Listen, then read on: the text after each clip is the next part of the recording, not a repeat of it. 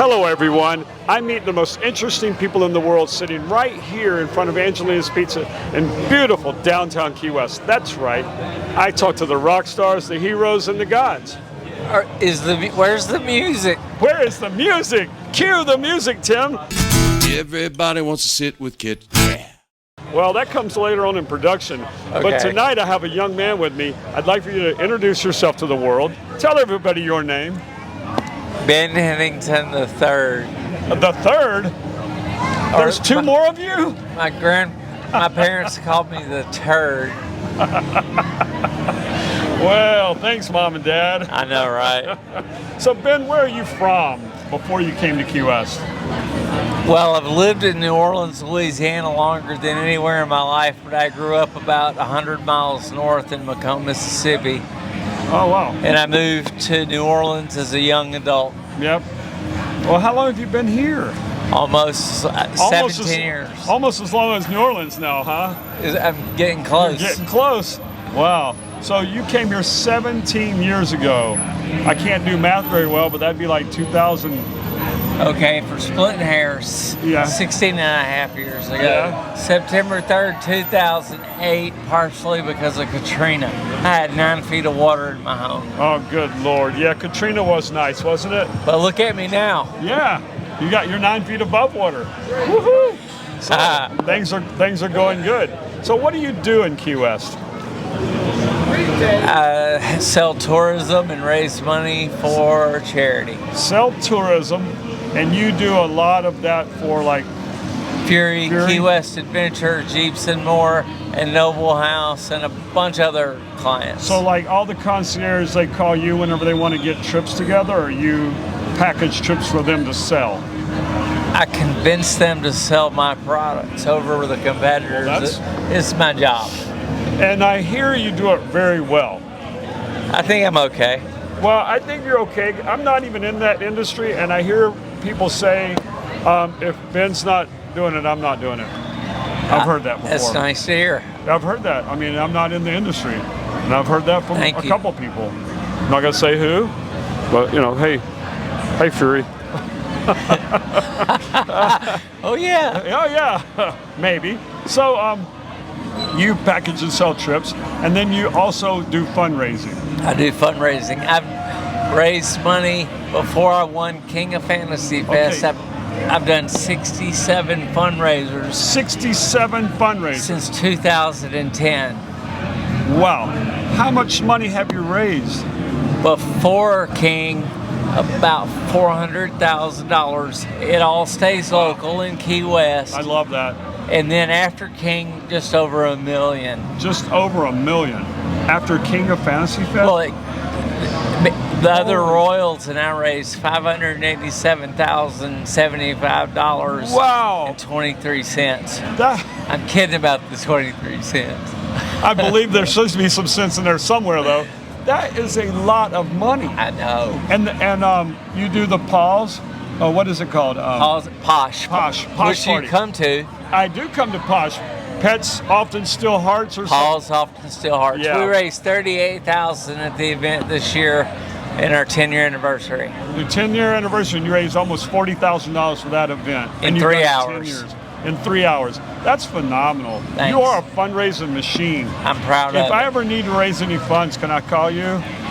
It depends on what it's for. 50 whatever C, non-profit, except the profit goes to me. Well, I don't know. Nah, I don't know either. Well, okay, so all joking aside, I am the Earl of Pizza, but this is the King of Fantasy Fest for 2023. See the crown? That's right. He is the King of Fantasy Fest.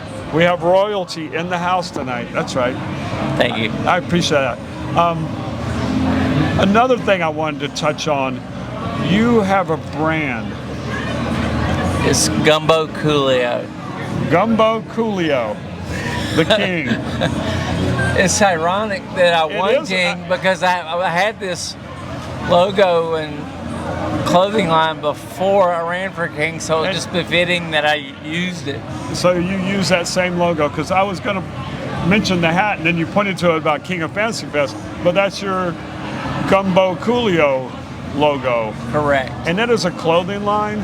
Well, we do caps and polo shirts, Yeah. and then a bunch of Fun stuff. fun T-shirts. But Right. it's gumbocoolio.com.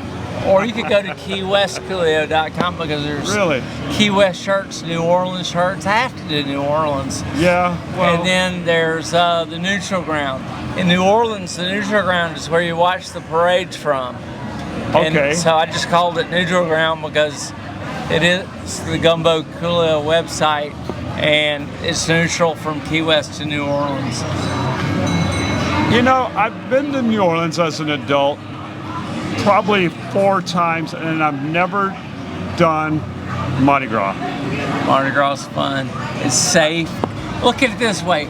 I think that Fantasy Fest is like 80,000 people. Mardi Gras is like 400,000. Right? Yeah. No, it's like 5 times as big, but they have 100 times more area. They've got a lot more room. And it lasts for like 40. They say it's 2 weeks, but it starts about 40 days out. Yeah, it really is over a month. And It's the well other over a difference month. is, and the main difference is the fact that they have porta potties in Mardi Gras. And when I rode the Fantasy Fest, I couldn't have a porta potty on my float, so I didn't drink the entire time until the parade was over.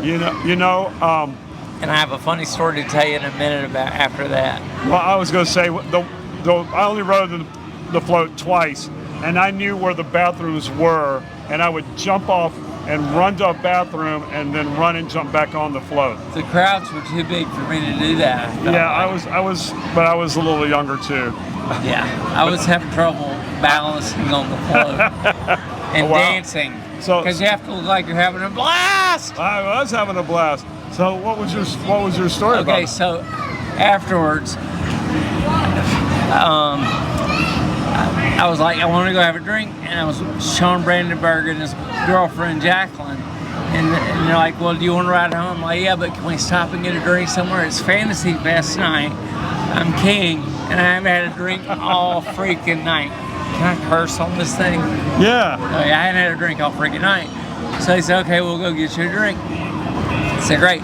So I went to the Tipsy Rooster, Yep. and I got a double tequila and water. And then someone they said, hey, you want another one? I said, I'll take another one. Sure. And they got me another one. And then somebody said, do you want another one? I said, can I? It was all within an hour. I had basically 6 shots of tequila. Keep in mind, I was sober before that. Yeah. The chief of police had to carry me to my door. Thanks, Sean.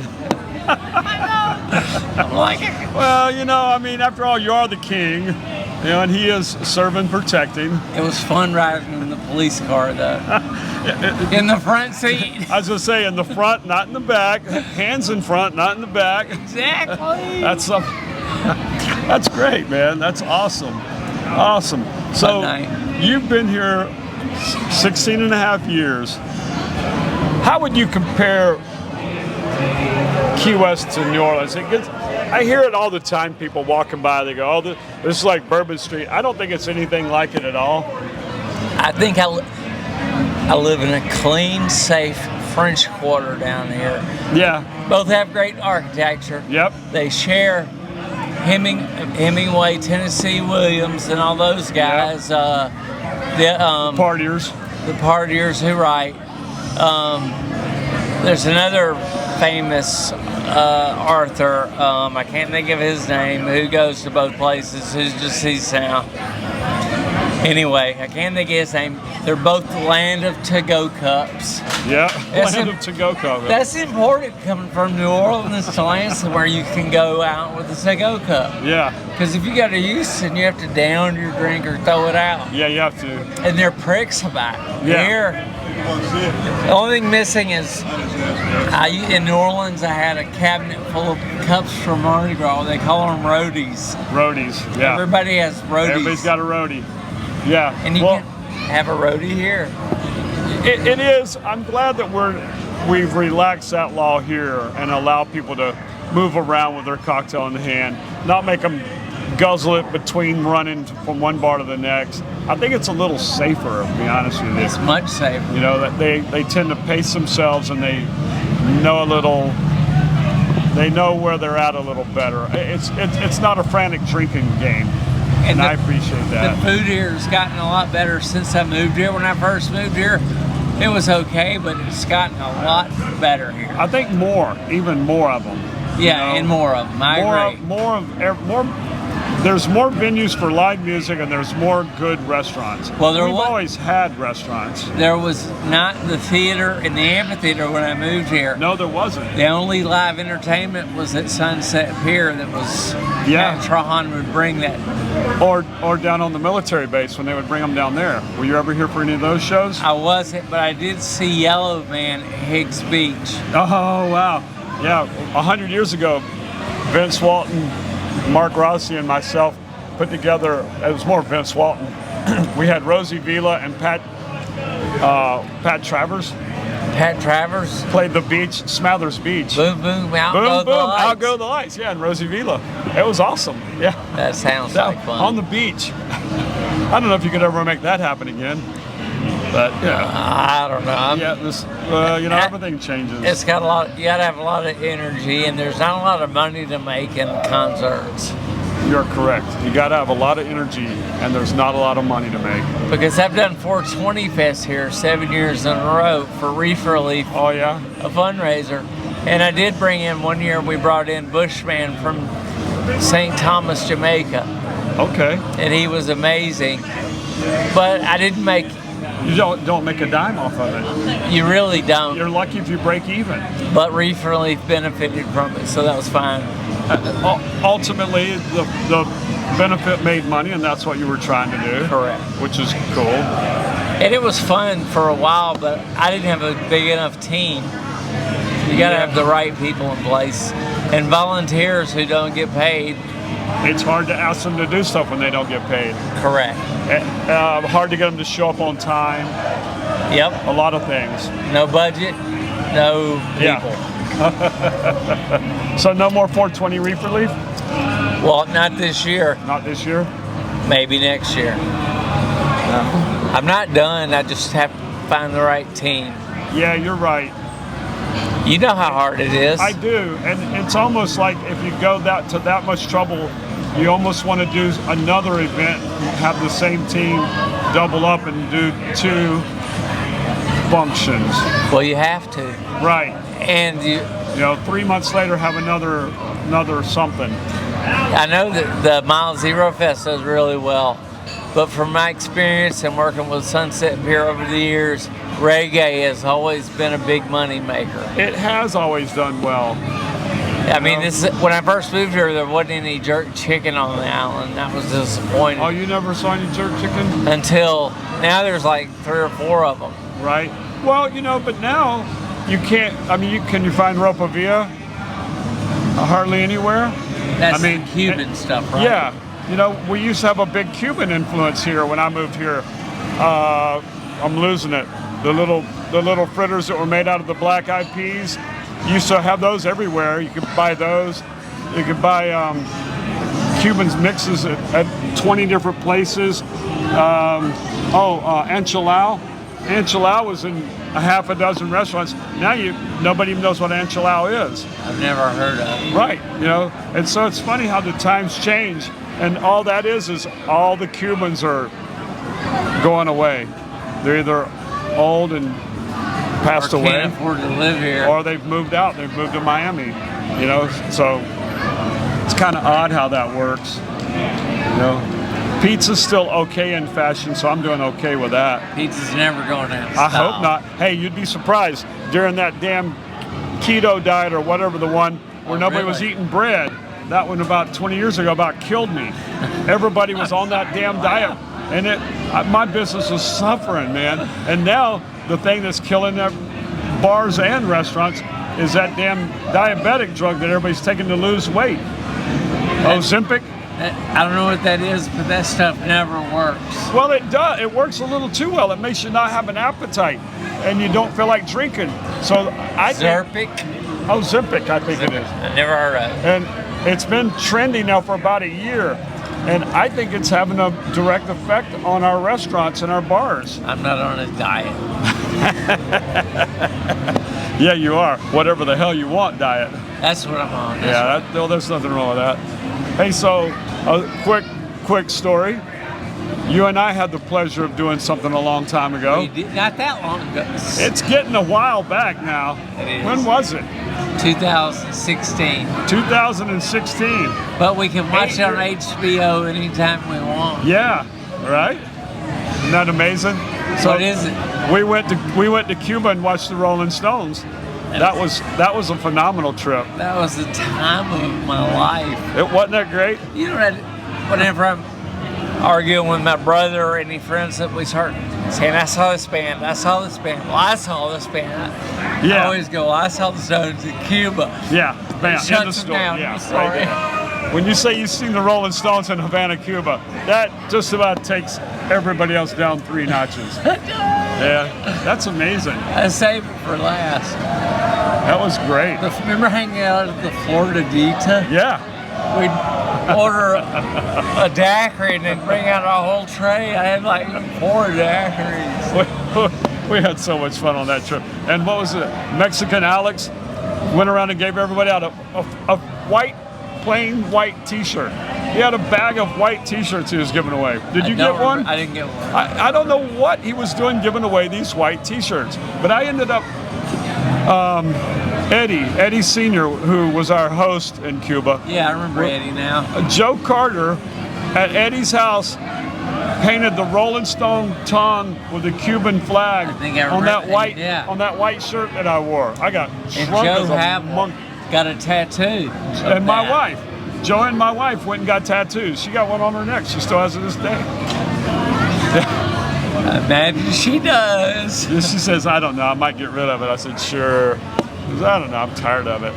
But she never sees it. Right. Yeah. I can't even be tired of something you can't, you know. She's female? I don't understand women. That's what I was going to say. Oh, really? You don't understand women, huh? Not at all. I do. But I don't argue with them either. I understand them very well. They're always right, and you don't argue with them. Correct? That is correct. Yes, dear. They're always right. Yay! Even when I'm wrong, they're right. How does that work? It's phenomenal. It's like a. They have all the vagina and half the money. No, half. Yeah. Yeah, they do. All the vagina and half the money. Of course they do. I'm sorry. Please excuse me. No, don't, because that is a fact of life right there. I mean, that is. They do have half the money. And all the vajayjay. And what is the Grateful Dead? That's right. The women are smarter. The women are smarter. That's right. Yeah. I was like. That's a song. I guess the Grateful Dead wrote it. Yeah, it seems like it's the Grateful Dead. Speaking of Grateful Dead, you'd be dead. That would kill you. That would absolutely put you down under. So, what are you doing currently, Ben? Okay. Other than being the king, what you got going on? You know, being king's kind of interesting. I didn't decide to run until 2 weeks out. 2 weeks out? And before the deadline? Before the deadline. Okay. And my campaign manager was in Paris. All right. But you know what the people I was running against didn't understand was that I already raised money for the SPCA. That's what I do. Right. Yeah, you do. And Lucy's Fund, which is the pirate radio Jack's. What is the Lucy's Fund? LUCI, Lucy's Fund. Oh, Lucy's It's Fund. Friends of Lucy, his dog that passed away. Okay. We raised money for smaller animal rescue groups who can't afford like the SPCA is. They're not they're not marketing juggernauts. Right. And so I already had that behind me. Yeah, that was pretty powerful. Did you raise twice as much money as the nearest person? I believe so. Yeah, I would think so. I really don't know the exact amount. And all that money that's raised is 100% used for what? Well, for your charity? No, they have a new mobile unit they're buying. Okay. And it's going to drive up the Keys as far as 70 miles. Awesome. And they're going to go up there and spay and neuter dogs. Oh, okay. And I don't really understand everything they're doing with it, but Oh, wow. That's paying. It's a mobile unit. Okay. It's a mobile hospital, basically, is what it helped pay Wow. for. Plus, people are like, why do you keep raising money for them? They have tons of money. Well, you know, their electric bill's $10,000 a month. And when I moved here, that place was horrible. It was a dump. It was a junkyard. Yeah. With broken fences, and It was pretty the nasty. animals were, the dogs were in poor conditions. And if you rescue an animal, they know they've been rescued. You can see it in their eyes. Animals know love like people, maybe not exactly like people, but you've got a dog or a cat, right? I got both. They know what it's like to be loved. Yeah. Or be cold and hungry. Yeah. And that's when I first started the SSDC. It was I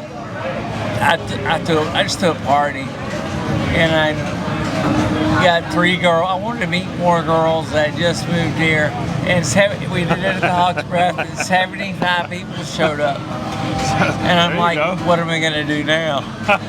Have another party and get 90. And then Rooney Goyle, who owned that Old Town Manor, called me and said, Ben already threw this awesome party. Why don't you do the next one at my hotel, my B&B? I said, great, she goes, let's raise money for the animal shelter. I said, okay. And we did. And it worked. And I was like, this is the hook. Yep. So then Matt Trahan said, let's do it at Ocean Key. And we rolled out Chef Louis Poost's menu. And we rolled out his menu. We had 200 people come in. We did it for the Environmental Coalition or something like that. Wow. And then I was off to the races, and we were doing one a month. But I was 43. I'm not going to tell you how old I am now. You can do math. And You're not that old. I know.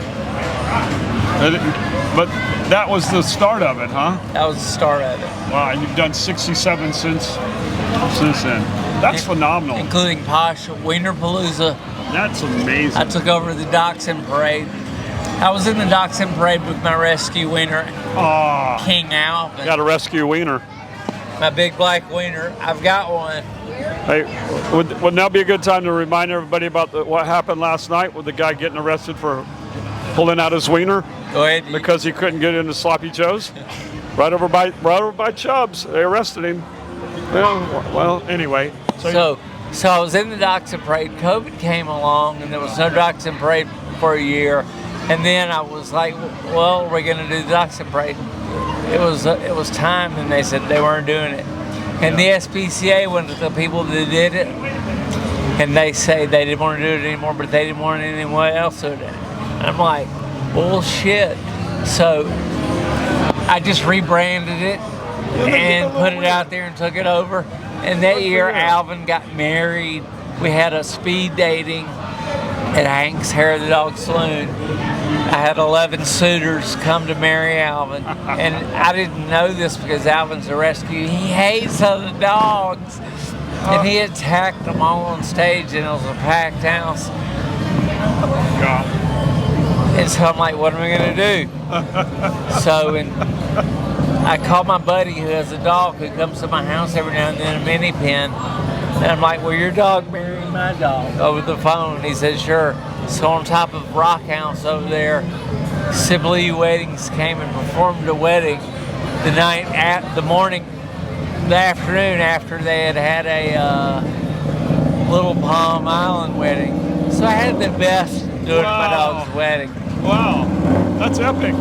And we had Alvin's attorney, William Glass, read Alvin's prenup on the radio. I mean, it was a real wedding. It was a real wedding. That is a real wedding. And only here in Key West. Oh man, we're gonna have to put some of those clips in here in this segment.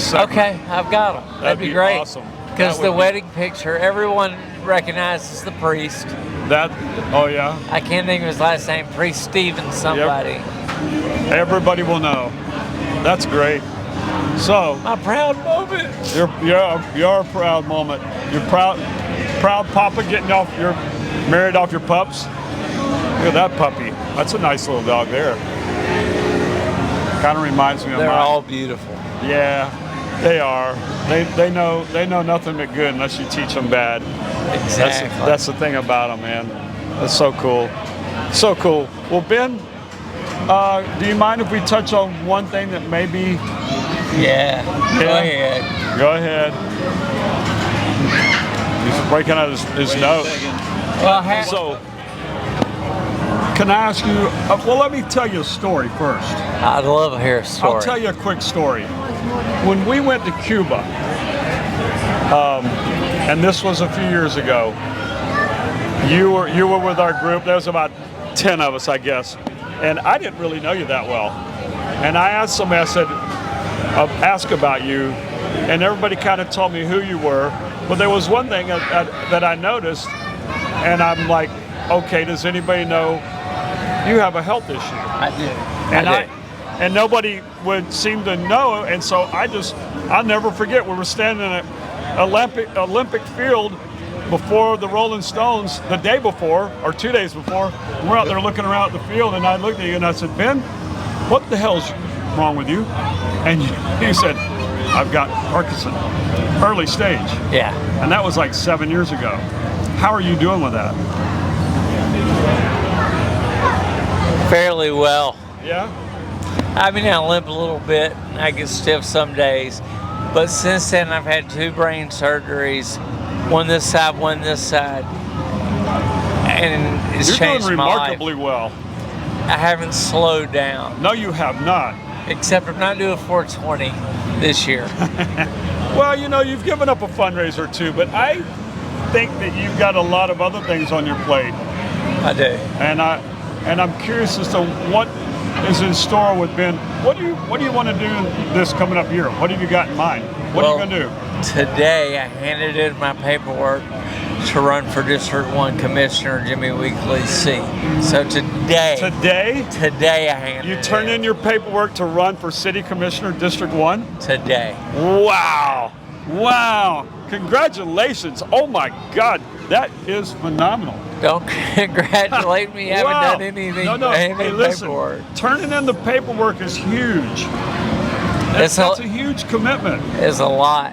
I was like blown away with all the small details. Yeah, the financials that you have to fill out now, and they make you do all kinds of crazy stuff. Well, I have a treasurer and a campaign manager. And you've got to do all that stuff by the book. Absolutely. And you're an organizing kind of guy. That'd be right up your alley. But I'm a big picture guy. Okay, so being that you're a big picture guy, what is your big picture for being a city commissioner? What do you want to do? Well, I want to give back to the community, balance the budget, help affordable housing, have affordable housing, help with that in a big way because everyone has a hard time living here. A lot of my friends have left. Most everybody. What's up, Pharmacy Ed? Most everybody that I know that's left is left for one of 2 reasons. They're either older and the healthcare here sucks, or they're younger and they just can't afford to be here. Exactly. You know, we've just priced out our working staff. Right, which is why you see all the people on scooters and weird contraptions riding around. And I, the other day I was like, you see all those people on bicycles, and you know where they're coming from, you're driving, and I was like, this sucks. But then I realized there's nothing you can do about it because that's the situation. You can't, if you do something about that, then you're gonna have to get rid of their transportation. Yeah, you're talking about the e-bikes, all the electric bikes that are zooming by you, left side of you, right side of you. I mean, and the stupid thing is as a driver of a vehicle with a license and a tag, it seems like you have no more rights to the road anymore. Everybody else does. Pedestrians can walk across while looking at their cell phone because every street is okay for them to walk without looking, carte blanche, across the road. So, bikes will pass you on the right, and you're trying to make a right-hand turn, and they'll pass you. It's crazy. But, I'm a car driver. I mean... And lucky for us, nobody's been really seriously hurt yet. I know. I've seen people coming down the street the opposite of a light and not slow down. And Not I'm even. like, I'll honk just to wake them up a little bit, hopefully. You know, it is pretty phenomenal how they don't have any rules. And they'll use the road, they'll use the sidewalk, they'll blow through lights. But, you know, hey, I guess it's a sign for me to just slow the hell down. Well, kid. that's right. Slow down. I just You know, drive as 'cause slow I like to as drive possible. fast. I'm a fast driver. I like to go fast. And this is an island where the max speed is 35. I just try to say 20 and You know, well, I just try to take a deep breath and drive a little slower. that's Yeah. all we can do. Yeah. And then there's All right. tourism is important. You know, hey, do you know how many times I use the same roads? I do Eaton Street, goes around the big curve, Palm Ave, go over the bridge, Roosevelt to 5th to Harris. My ride home is always the same. But I would say probably once a month on my way home, somewhere between 1:30 and 3 in the morning, I will encounter somebody driving on the wrong side of the road on Eaton Street. Oh yeah, all the time. And- all the time.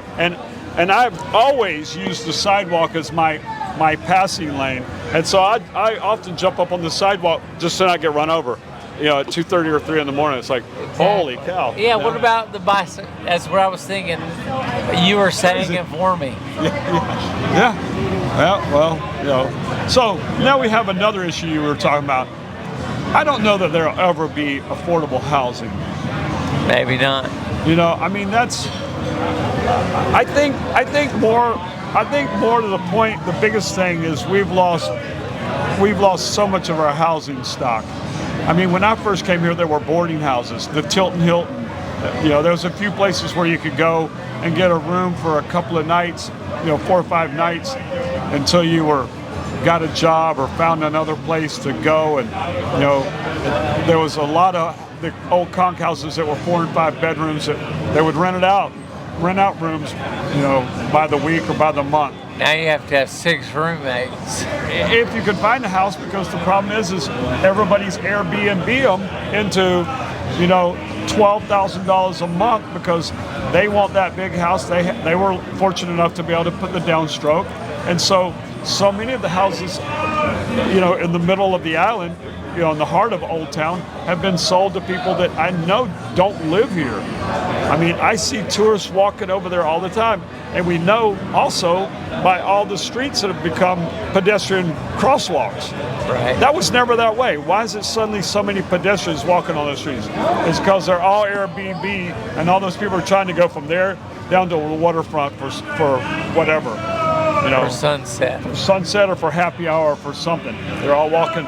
Well, there's only 2 things to do on the island: this drink and go boating. Yeah.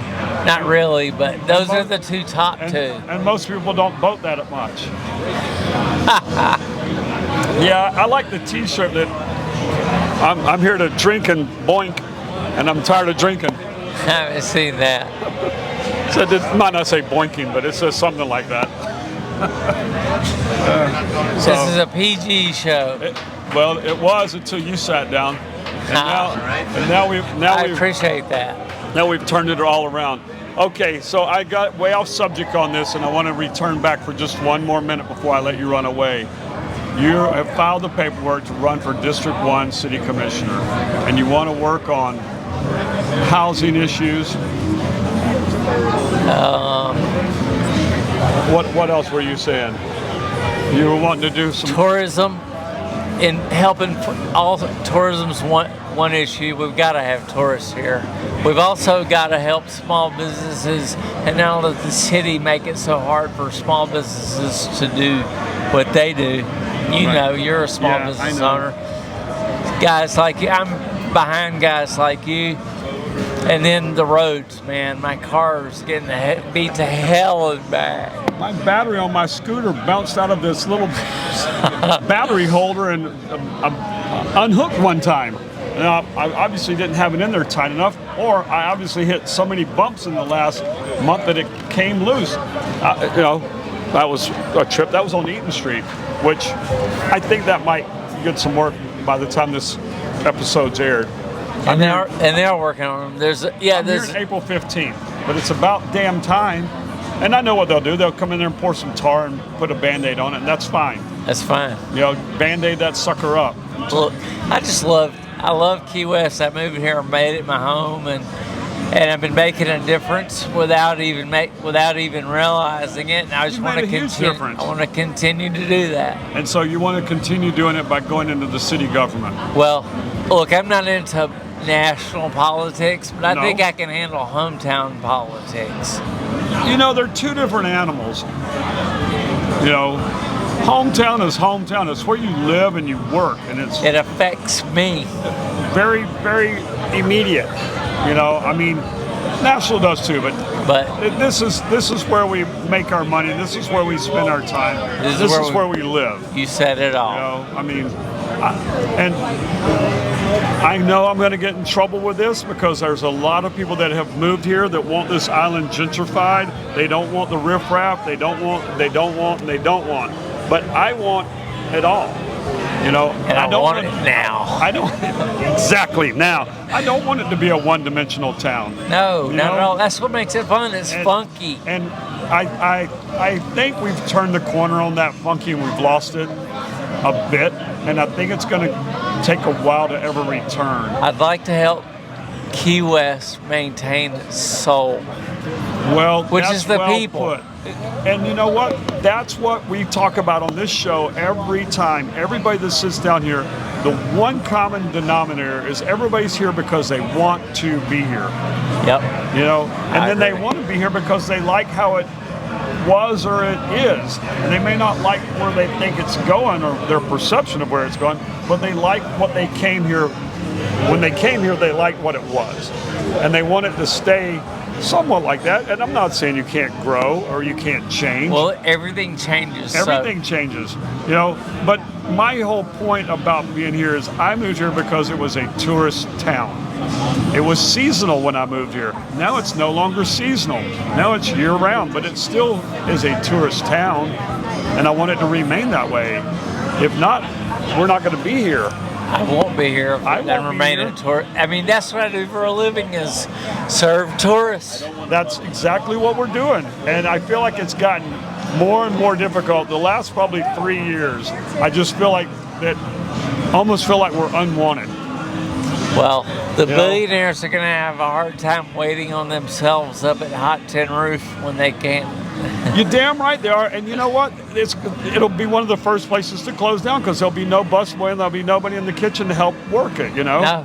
And they're not gonna. Then they're gonna go. Well, why don't we have this? And where are they? And it's like, well, because you've run everybody out. Dude, it's so easy to make $1 in this town. And there's plenty of jobs. It takes two though to live here. What do you, it takes two. Well, it's easy to make $1, but it takes like $2 to be here. I mean, it takes a lot Okay. of money. It does take a lot of money. Well, you know, it's always been 50. When I first moved here, it was about 55% of my weekly income went to rent. And I think it's probably still that. It may be worse now. You know, maybe 60%. But that's always been Key West's issue. Are you a homeowner? I am a homeowner. I'm not a homeowner. Right, and that's getting tough.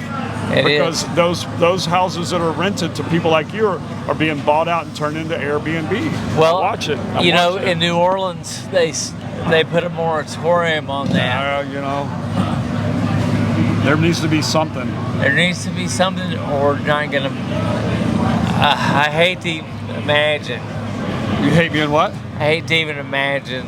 Me too. You know, and I don't like to tell people what they can and can't do with their stuff. But I also know that if I'm living in a residential area and I buy a house in a residential area, I buy there because I want it to be other residents. I don't buy next to a junkyard or a train yard because it's cheap and I don't mind living in an industrial neighborhood. I'm living in a residential neighborhood. And when you bring in an Airbnb, now it's no longer residential. Now it's commercial. And you know, Now you've turned it the into something beauty different. about living in a residential neighborhood is when you're out walking your dog. Yeah. Everyone knows your dog's name. Yeah. They don't know your name. No, they don't know my name at all, but they know Ringo. Everybody knows Ringo, and that's the beauty of it. And that's how you get to know your neighbors. My neighbor lived about 5 houses away from me, She had this crazy little rescue dog, Licorice, and his two bottom teeth stuck out about an inch out of his mouth. He was the ugliest, cutest thing you've ever seen. And he thought he was like 175 pounds, but he was about 15 pounds. He would break out of her house and come into my yard, which was basically in my house, and then threaten me in my own house. and I had to figure out where he was coming from. And then I said, Julie, your dog keeps breaking out. I don't know how he's doing it. He did it like 5 times before she finally figured out how he was getting out. But he was adorable. He was the ugliest mutt in the world, but he was so freaking funny. But they're smart. He was so funny. Yeah, and he wanted to live in my house. Anyway, well, Ben, I know we've gone way off the track on everything. Is there anything else other shocking and surprising you want to tell the world? Running for District 1 City Commissioner? I know that's shocking and surprising. Well, you know, has me a little tongue-tied. I'm happy for you. Thank you. I hope that you can help me get the word out. I will help you get the word out. You know, I'm not. It's not in my comfort zone to do that, but that's what I love about it. I'm good at doing stuff not in my comfort zone. This whole show's way out of my comfort zone. I got a face for radio. I got a voice for you said it, not me. I got a voice for a mime. You know, I don't like anything about it. I don't know tech, but here I am doing this because it's out of my comfort zone. I thank you for having me on. I really do. It's an honor to be here, Kip. You know, hey, listen, I've been trying to chase you around. I called you Kip again. Yeah, well, you know, I've been all my life, Kid, Kip, Ken, everything but Kit. I know it's Kit. It happens and a lot. What's the name of the show? Sit with Kit. Oh, sit with Kit. Sit with Billy Bob. And I still have people don't know what the hell's going on. Well, okay, so I know we've blabbed for like forever now, and I'm gonna let you go. But before you run away, I've got one final question. Sure. You ready? I suppose. I'm nervous. Yeah. If you were a pizza, what kind of pizza would you be? Yeah. I would be a. And I have to think. I would not be a. I'd be a white sauce pizza. Oh. Okay, Coolio. With shrimp. Here we go. Artichokes.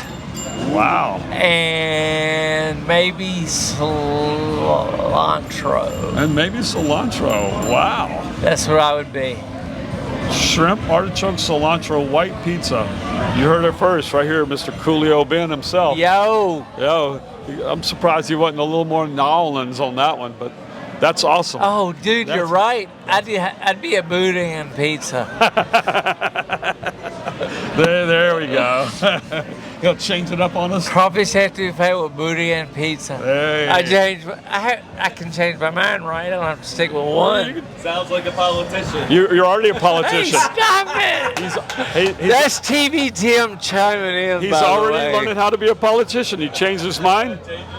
You can change it again. You can do whatever you want. How many days of the week are there? You can change it as many times as there are. Well, we're gonna make some changes, damn it. Yeah, and if that don't work, we'll change again. I'm all in favor of that. Well, anyway, on behalf of my staff, my guest Ben, TV Tim, I want to thank everybody for watching. Like, subscribe, and comment. Thank you. Thanks, Ben. Thank you. Wow. Pleasure. Hey, if you